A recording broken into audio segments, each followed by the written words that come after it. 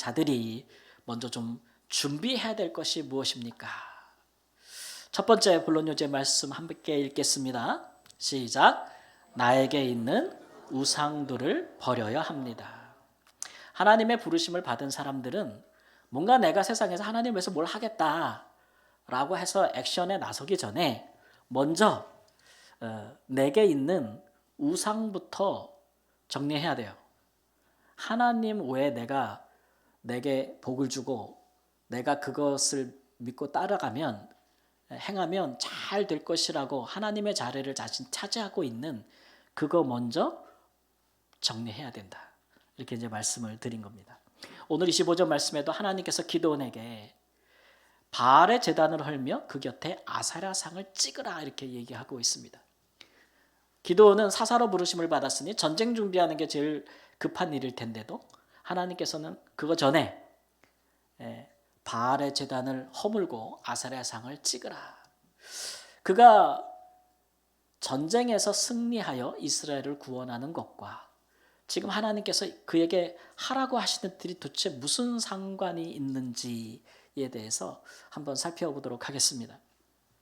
근데 하나님께서는 그냥 바알의 제단이라고 하지 않고 내 아버지에게 있는 바알의 제단이라고 했어요. 내 아버지에게 있는. 그러면 이 제단은 지금 누구의 소유라는 겁니까? 기드온의 아버지가 소유하고 있는 바알의 제단이에요. 이 얘기는 기드온의 아버지 요아스가 적어도 바알의 제단을 세움에 있어서 후원회장의 역할을 했든지 소유권을 갖고 있으니까 물주 혹은 소유권, 소유자이든지 그렇다는 것을 알 수 있어요. 근데 기드온이 이 말씀을 행하기에 굉장히 두려워했어요. 목숨을 잃을까 봐. 왜냐하면 그 성읍의 사람들이 만일 누군가 그런 일을 행한다면 그 사람을 죽일 것이 분명했다라는 걸로 봐서는 그 제단이 기드온의 아버지가 후원하거나 소유한 제단이지만 개인에게 속한 것은 아니다. 그 성읍 사람들도 다 같이 공동으로 사용하고 그렇게 거기서 이제 우상을 바알을 섬기고 있는 거니까 아마 그 성읍의 공동 성소이지 않았을까라는 생각이 듭니다. 그런데 기드온의 아버지가 그런 제단을 주관하고 세우고 이랬으니 거기 또 많은 재물들이 바쳐질 거니 그 제단의 소유자들은 거기서 뭐를 얻을 수 있을까요? 경제적인 이득을 얻을 것이 분명합니다. 그러니까 기드온의 가정은 그런 가정이었어요. 이 어떤 모습이었을까 한번 제가 이미지를 그려봤는데요. 이런 모습이었지 않을까 싶어요. 바알의 제단 옆에 아세라의 목상이 있고 그것을 헐고 찍어버려라 이렇게 하지 않으셨을까 생각합니다. 우리가 요거를 좀 하나님께서 왜 이것을 명하셨는지 좀 더 깊이 한번 들어가 볼 필요가 있겠습니다. 본래 이 기드온은 이스라엘 12지파 중에 므낫세 지파 그리고 므낫세 지파 중에서도 장자들의 계열인 아비에셀 종족의 대표에 되는 가문으로서 오브라라는 지역을 거점으로 자리를 잡은 그런 가문이었어요. 그리고 오늘 본문 우리가 뒤에 보면 전쟁할 때 아셀, 스불론, 납달리 지파를 이렇게 군대를 소집했다고 하고 있으니까 이 집안은 인근에 있는 다른 세 개의 지파에도 어느 정도의 리더십, 영향력을 갖고 있는 아주 유력한 가문이라고 할 수가 있습니다. 그리고 이 지역은 이스라엘 골짜기 있는 쪽에 있어가지고 사실은 포도 농사가 굉장히 대단위로 이루어지고 있는 곳이니까 대규모 포도원 농사를 지었던 것으로 생각해요. 그가 미디안을 피해서 어디서 뭐를 했다 그랬잖아요. 지난주에. 그죠? 포도주 틀에서 밀을 타작했다고 했으니까 그런 것도 추측이 가능합니다. 근데 이런 가문이 이런 유력한 가문이 하나님을 믿는 신앙이 없는 것은 아닌데 그럼에도 불구하고 혼합되어서 바알을 숭배하는 제단을 후원하고 그 제단을 가지고 있었고 그것을 경영하고 운영하고 있었다. 이것은 정말 하나님 보시기에 치명적인 큰 죄악이 아닐 수 없습니다. 왜 이런 일을 했을까? 그것을 당시에 많은 이스라엘 백성들이 타락해서 바알을 섬기고 있었으니 그것을 경영하고 소유하면 사람들로부터 영향력을 갖게 될 것이고 또 거기서 나는 경제적인 이권이 있을 것이고 그러니까 그런 것 때문에 버리지 못하는 거죠. 그럼 실제로 이 기드온의 아버지가 정말 극렬한 바알 숭배자냐? 그런 거 보면 그렇지도 않은 것 같아요. 왜냐하면 기드온이 하나님의 명령을 따라서 그 바알의 제단을 헐고 아세라상을 찍고 그랬지 않습니까? 그럴 때 성읍 사람들이 이를 기드온이 행했으니까 죽여버리자고 막 그럴 때 아버지가 열렬한 바알 숭배자면은 뭐 우상에게는 뭐 아들도 불살라 죽이는 때인데 그럴 수 있는데 아버지가 뭐라 그래요? 너희가 왜 바알을 위하여 싸우느냐 이렇게 얘기하죠. 바알이 정말 신이라면 자기의 제단을 헌 기드온을 바알이 직접 뭐 한다고요? 바알이 직접 죽여버릴 거 아니냐. 우리가 나설 필요가 없다. 바알이 알아서 싸울 것이다. 이렇게 재판을 하죠. 그래가지고 그 재판하는 그 목적은 뭡니까? 아들을 죽이려고 하는 거예요? 살리려고 하는 거예요? 살리려고 하는 거 죽이려고 하는 거예요? 살리려고 하는 거예요. 그런 걸로 봐서는 이 사람이 정말 열렬한 바알 숭배자라기보다는 특정한 어떤 이권이나 목적 때문에 이걸 하지 않았나 이런 생각이 들 정도입니다.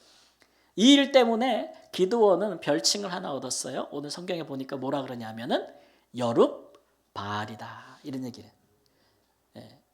이게 무슨 얘기냐면 바알과 다투는 사람이란 뜻이에요. 그 뒤로 사람들은 기드온이 이제 기드온을 계속 보는 거예요. 기드온이 죽나 사나. 기드온이 죽으면 누가 죽인 거예요? 바알이 죽인 것이고 기드온이 살면 누가 이긴 거예요? 기드온이 이긴 거예요. 기드온이. 더군다나 이 바알의 제단을 헐고 여호와의 제단을 세우고 거기에 제사를 드렸으니 이게 기드온이 계속 살면은 우리 권사님 말씀처럼 하나님이 바알과 다투어 이긴 게 되잖아요. 그렇죠?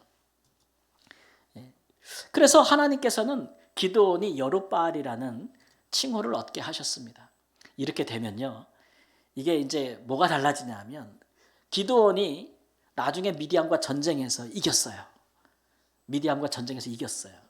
그럼 이 전쟁에 이제 승리의 의미가 있을 거 아닙니까? 그냥 민족이 자유와 해방을 얻은 것이냐 정치적으로 거기서 끝나지 않아요. 왜냐하면 당시에 미디안은 바알 숭배의 본거지거든요. 이스라엘 백성들이 애굽에서 나와서 가나안 땅 들어가기 전에 이스라엘 백성들에게 이 바알을 전파했던 민족이 미디안 민족이거든요.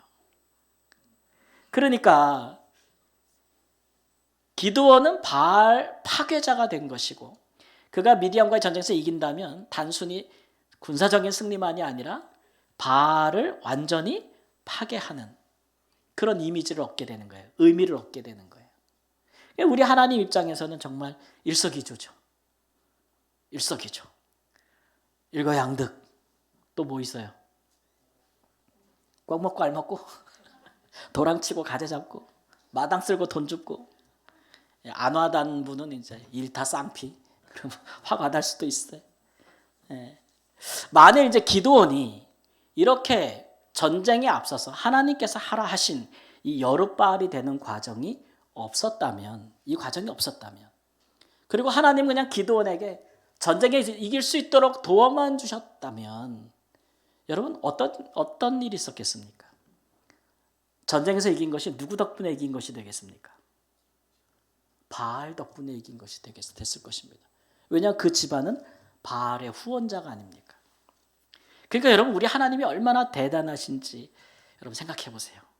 이런 기드온을 사사로 부른 거예요. 바알의 후원자요 숭배자인 가문에 있는 사람을 하나님이 이스라엘 사사로 부르신 거예요. 우리 하나님이 얼마나 대단한 줄 알겠죠? 하나님 굉장히 자신감이 충만한 분이에요. 하나님은. 그러니까 이런 사람도 데려다가 이스라엘의 구원을 위해 사사로 쓸 수 있다 없다? 하나님은 쓸 수 있다. 그것도 이 승리가 바알의 것이 되지 않고 하나님의 것이 될 수 있도록 하실 수 있다는 우리 하나님은 이런 충만한 자신과 지혜, 능력을 다 갖고 계신 분이에요. 그러니까 여러분, 하나님이 우리를 부르셨다면 우리가 세상에서 그 어떤 일을 해서 그것이 승리가 되고 기쁨이 되고 잘 되는 일이 있을 때 하나님이 그 영광을 우상에게 주시겠냐고요. 주시겠습니까? 안 주시겠습니까? 절대 주시지 않습니다. 그렇기 때문에 하나님이 우리와 함께 하셔서 어떤 일을 이루실 것 같으면 하나님 먼저 우리에게 요구하시는 것이 있죠. 내게 있는 우상을 헐라하는 거예요. 헐라하는. 그거부터 해야죠. 그래야 우리가 주의 이름으로 행하는 것이고 또 우리가 밖에 나가서 뭔 일을 해도 하나님이 함께 하시는 거예요. 그거부터 정리가 안 되면 우리가 하나님을 섬기는 것 같아도 아닌 게 되는 거거든요. 그래서 우리는 이 시간 곰곰이 생각해 봐야 됩니다. 내 인생을 복되게 하고 내가 뭔가를 해서 잘 됐을 때 그 영광이 어디로 돌아갈 것인가? 정말 하나님께로 돌아가도록 누가 봐도 나 그렇게 살고 있나? 아니면 나한테 오나? 아니면 딴 사람한테 가나? 아니면 누구에게 가나? 그 열매를 누구에게 드릴 것인가? 곰곰이 지금 내 현주소를 생각해 보여야 합니다. 이렇게 행하시는 하나님의 심정을 우리가 한번 생각해 볼 필요가 있죠. 제가 이번 주에 그 기독신문의 사설을 봤더니 어떤 분이 이런 말을 썼더라고요. 네잎 클로버를 찾기 위해서 새잎 클로버를 짓밟지 말라. 여러분, 이렇게 그 네잎 클로버 찾으려고 막 찾다 보면은 네잎 클로버 아닌 건 어떻게 해요? 막 밟으면서 막 찾잖아요. 상관도 안 하잖아요.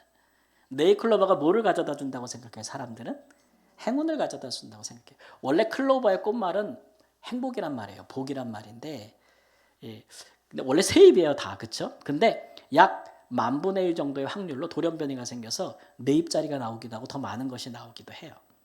근데 사람들이 왜 네잎 클로버를 행운이라고 여기게 됐냐면, 예전에 나폴레옹이 전쟁터를 가다가 말 타고 이동하다가 갑자기 길에서 클로버인데 네잎이 달린 걸 보게 된 거예요.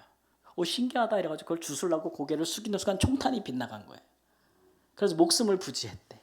그 뒤로부터 네잎 클로버의 꽃말이 뭐가 됐냐면 행운이 됐단 말이에요. 행운. 그래서 이것만 기억하면 안 돼. 꼭 이것만 끝나고 나면 그것만 기억하더라. 그게 중요한 게 아닌데. 그 사람들이 행운을 찾는 거예요. 행운을 찾는 거예요. 근데 흔한 거는 정말 중요한 건 행복이에요. 그죠? 근데 그것을 어쩌다가 확률이 굉장히 적은 그런 우상 같은 행운에 기대서 인생이 복되게 될까라는 것들을 쫓고 있는 것을 약간 좀 비평적으로 바라보는 시각의 사설을 썼더라고요. 참 의미가 있다는 생각이 들었어요. 여러분, 그렇게 총탄이 빗나가서 네잎클로버를 얻었던 나폴레옹 나중에 그래서 잘 살았더라? 전투에서 대패하고 유배되어 가지고 쓸쓸한 인생을 마감했다, 이런 얘기 우리가 알고 있지 않습니까? 하나님께서 우리를 택하시고 부르신 것은 하나님 우리에게 새잎 클로버 같은 거예요, 여러분. 이게 우리에게 너무 네잎 클로버처럼 어려운 게 아니에요. 하나님이 우리를 택하시고 부르신 것, 하나님의 뜻 안에서 우리에게 복을 주시려고 하나님께서 하신 거 아닙니까? 그러면 그 안에서 우리가 살아야 되는데 그 하나님 빼놓고 자꾸 행운을 찾는 것 같이 다른 것들에 기대서 자꾸 살려고 하는 저마다의 우상을 우리가 가지고 있어요. 근데 그 우상부터 우리가 좀 여러분 제거해야 돼요. 우리가 세상에서 무엇을 얼마만큼 정말 훌륭하게 해낼 수 있을지 모르지만 그것이 하나님께서 나를 택하시고 부르셔서 그런 거야 라고 진정으로 고백할 수 있기를 우리 하나님은 정말 원하신다는 거죠. 이사야 42장 8절 말씀 함께 읽겠습니다. 이사야 42장 시작. 나는 여호와이니 이는 내 이름이라. 나는 내 영광을 다른 자에게 내 찬송을 우상에게 주지 아니하리라. 하나님 이런 분이에요. 자기의 영광과 자기에게 올려질 찬송을 다른 우상에게 줘요, 안 줘요? 안 주는 분이에요. 그러니까 우리가 주를 위해서 뭔가를 하고 주님께 뭔가를 구하려고 하면 먼저 우리 자신분이 뭐가 돼야 되냐 그러면 따라해보세요. 여룻바알이 되자. 내게 있는, 우리에게 있는 바알의 제단과 아세라의 상을 찢고 여호와의 제단을 다시 세워야 돼요. 하나님 자리를 대신 차지하고 있는 거 또는 불신앙, 그런 것들, 내가 하나님이 아니라 다른 데서 복과 나의 행복이 올 거라고 생각하는 그런 것들, 여러분 그런 것들로 뚜렷하게 정리하는 것부터 먼저 하십시오. 그래서 내가 하는 모든 일들이 내가 도대체 누구를 위한 것인지부터 진정 뚜렷하게 정립할 수 있는 은혜가 있기를 우리 예수님의 이름으로 축원합니다. 하나님의 부르심을 받은 자들에게 필요한 것은 무엇일까요? 두 번째 본론 요지 읽겠습니다. 시작. 삶의 주도권을 하나님께 드려야 합니다. 우리가 하나님의 부르심을 받아서 살아가려면 내 삶의 주도권을, 운전대를 하나님께 드려야 돼요. 드려야 돼요. 34절 말씀 보니까 여호와의 영이 기드온에게 임했다 이렇게 되어 있습니다. 여호와의 영이 기드온에게 임했다. 여기 임하다라는 말은 옷을 입다라는 말이에요. 혹은 누구에게 옷을 입히든지 이런 얘기죠. 그러니까 하나님의 영이, 성령이 기드온에게 옷을 입혔다 혹은 기드온에게 옷을 입히셨다 뭐 이런 말이 되는 거죠. 여러분 옷하고 사람하고 누가 주체고 누가 객체입니까? 중요한 게 뭡니까? 사람이 더 중요하죠, 그죠? 물론 옷이 날개입니다, 그죠? 옷이 날개. 옷 잘 입으면 사람이 달라 보여요. 옛적에는 옷이라고 다 같은 옷이 아니고, 지금은 이제 부자들이 좋은 옷을 입지만 옛적에는 신분이 높은 사람들이나 이제 지위가 높은 사람들이 좋은 옷을 입고 구별된 옷을 입었잖아요. 하나님의 영이 기드온에게 임했다는 얘기는 하나님이 그에게 전과 다른 옷을 입혀줬다는 얘기예요. 신분이 달라졌다, 지위가 달라졌다, 권위가 달라졌다는 것을 메타포, 은유를 통해서 말씀하고 있는 것입니다. 성경에는 이렇게 옷에 대한 은유가 되게 많아요. 그렇죠? 그래서 이 이후로 기드온이 굉장히 달라졌어요. 하나님의 영이 기드온에게 임한 후에 기드온은 확연히 다른 사람이 됐죠. 전에는 굉장히 두려움이 많은 사람이었어요. 특별히 지난주 설교 때도 우리가 봤지만 뭐에 대한 두려움이 강한 사람이었어요? 할렐루야, 다 잊어버렸어. 아멘. 죽음, 뭐라고요? 죽음에 대한 공포. 형제들이 다 미디안한테 학살당하고 자기 혼자 살아남았고, 그렇죠? 죽음에 대한 공포가 굉장히 강했던 사람인데 하나님이 바알의 제단을 헐고 아세라 상을 찍어라 그래도 그거 죽을까 봐 두려워가지고 낮에 하지 못하고 언제 했대 그랬어요? 밤에 했고. 이런 사람이었어요. 근데 이런 사람이 하나님의 영이 임하시니까요, 미디안과 동방 사람들이 메뚜기처럼 쳐들어왔다. 그런 상황에서도요, 자기가 전쟁에 나가서 싸우겠다고 나팔을 붑니다. 그리고 아비에셀 종족이여 나를 따르라. 많은 민족들이, 많은 사람들이 그를 따르기 시작하고, 또 인근에 있는 아셀, 납달리, 스불론 지파에 있는 사람들에게도 전령을 보내요. 싸움에 나갈 만자를 다 모아라. 그래가지고 그런 사람들이 또 와서 기드온을 영접했다. 영접했다. 완전히 달라졌죠, 그죠? 굉장히 용맹하잖아요.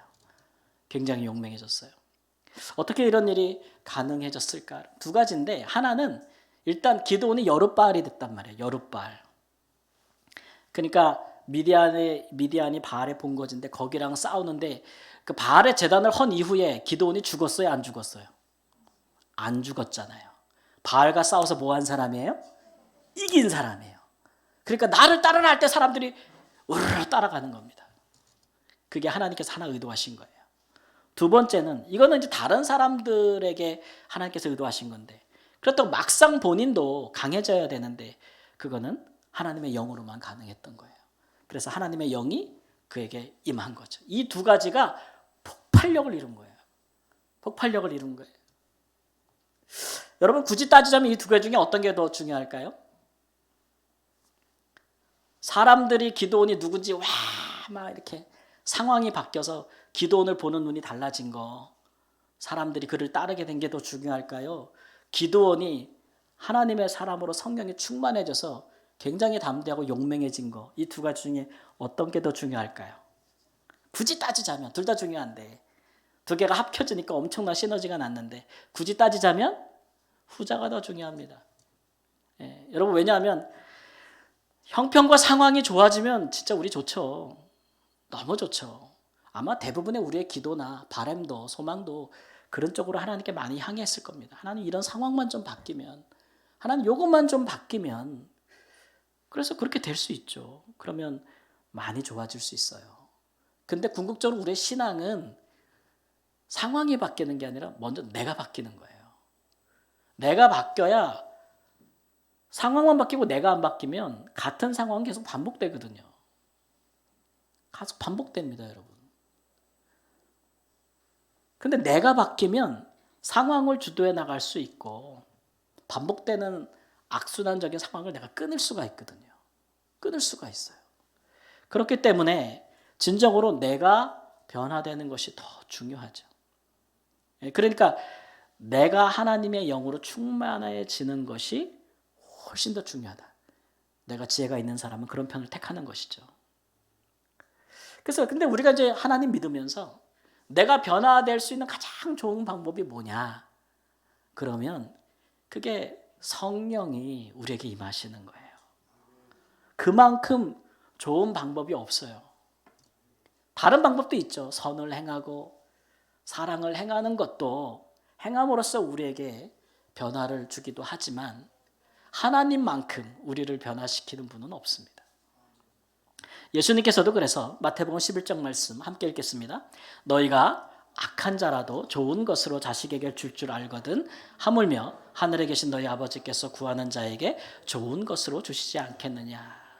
이 말씀에 보면은 좋은 것이라는 단어가 두 번 나오는데 한 번은 하나는 부모가 자식에게 주는 거, 좋은 거 주는 거.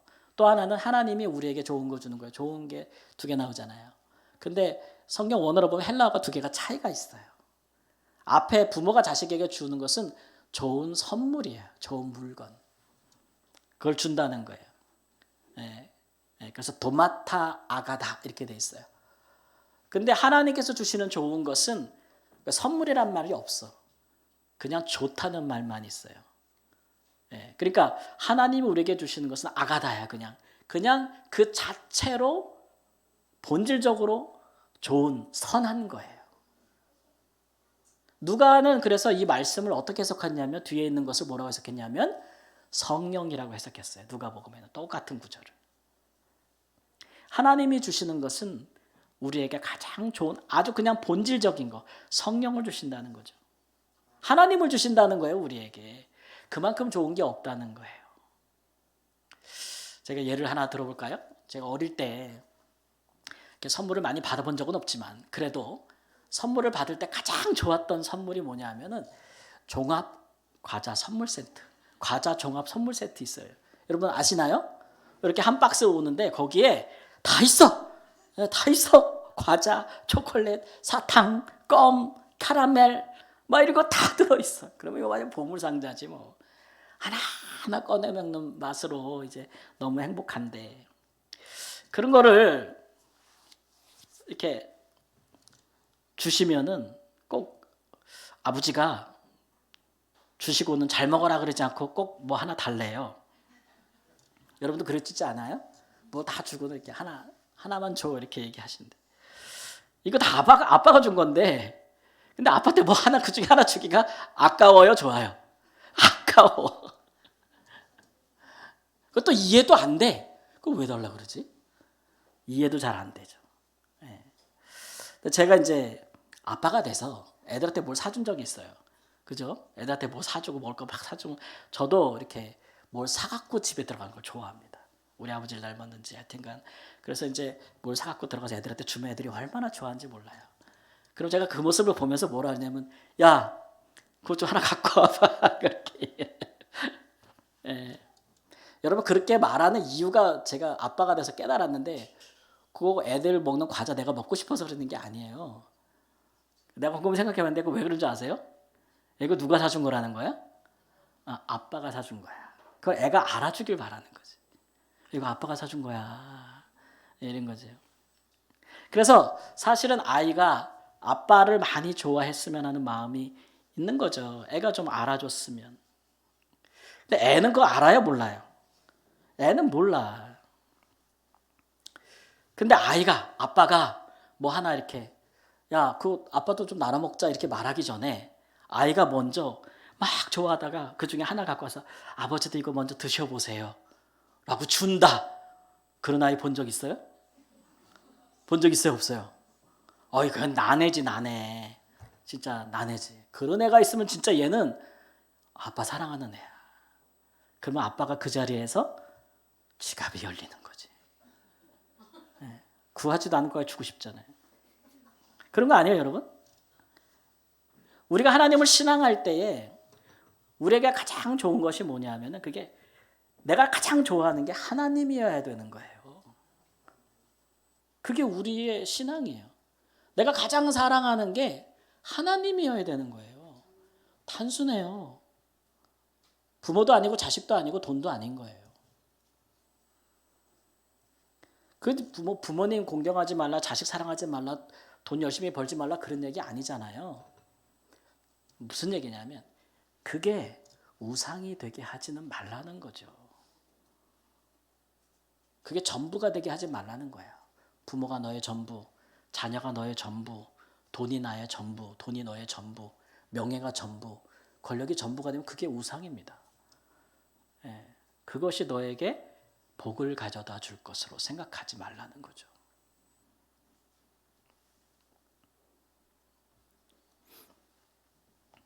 그 마음 안 가지려면 하나님을 정말 사랑하는 마음이 생겨야 돼요. 좋아하는 마음. 그 마음 우리에게 누가 부어주시는 것입니까? 성령님이, 우리가 성령이 우리 가운데 오실 때에 우리 마음에 부어지는 것입니다. 그래서 우리는 기도원처럼 내가 하나님에서 뭔가 하겠다라고 하기 전에 먼저 하나님의 영을 받아야 돼요. 하나님의 영으로 충만해야 돼요. 가장 좋은 방법은 기도만큼 좋은 게 없어요. 성령은 돈 주고 사다가 큰일 나잖아요. 성령은 돈 주고 살 수도 없고 뭐 주고 바꿀 수도 없어요. 성령은 하나님을 사랑하는 마음으로 구할 때에 우리에게 오시는 겁니다. 그러면 이제 준비가 되는 거예요. 하나님, 내가 세상에서 하나님에서 이런 일은 하겠습니다. 혹은 하나님이 야, 너 이것 좀 해. 그런 거 할 때 할 준비가 되는 거예요. 준비도 안 하고 하기부터 하면은 시작도 못 할 수도 있고 하다가 자빠질 수 있어요. 안 하면 못 할 수가 있어요.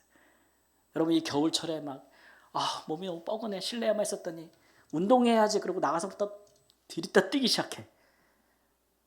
얼마 못 가죠. 넘어지고 자빠지고 얼마 못 가요. 충분히 뭐 해야 돼요? 그 전에 운동해야 돼요. 워밍업 시켜야 돼요. 사람, 몸을. 똑같은 겁니다. 그게 하나님을 좋아하는 거예요. 그게 이제 사람으로는 철드는 거랑 똑같은데, 여러분, 우리가 성령을 받아 정말 하나님을 가장 사랑할 수 있는 은혜가 있기를 예수님의 이름으로 축원합니다. 사랑하는 성도 여러분, 적지 않은 그리스도인들이 뭔가를 세상에서 하고 싶거나 또는 그것을 이루어서, 그래서 그러기 위해서 하나님이 필요하다고 생각해요. 열심히 기도도 하죠. 열심히 살기도 합니다. 그러나 그런 것들이 정말 영적으로 준비가 되는 것인지 오늘 말씀은 우리에게 도전하고 있습니다. 우리는 철저하게 하나님께서 준비하시는 것부터 우리가 그로부터 배워야 됩니다. 먼저 우리 안에 있는 우상, 하나님의 자리 차지하고 있는 것, 그거부터 헐고 찍어내시기를 바랍니다. 바로 세워야 돼요. 그리고 하나님의 영 성령을 구하여 성령으로 늘 충만하고 감동받는 것으로부터 시작하시기를 바랍니다. 그래서 모든 상황과 사람들에게 선한 영향력을 끼칠 수 있는 하나님의 권위를 입은 사람으로 행할 수 있기를 우리 주 예수님의 이름으로 축원합니다. 아멘. 우리 함께 합심해서 기도하도록 하겠습니다. 오늘 우리에게 주신 은혜가 있으면 은혜를 붙잡고, 또 우리에게 주신 말씀이 있으면 말씀을 붙잡고, 하나님, 우리에게 우상이 있으면 헐고 찢고 하나님을 다시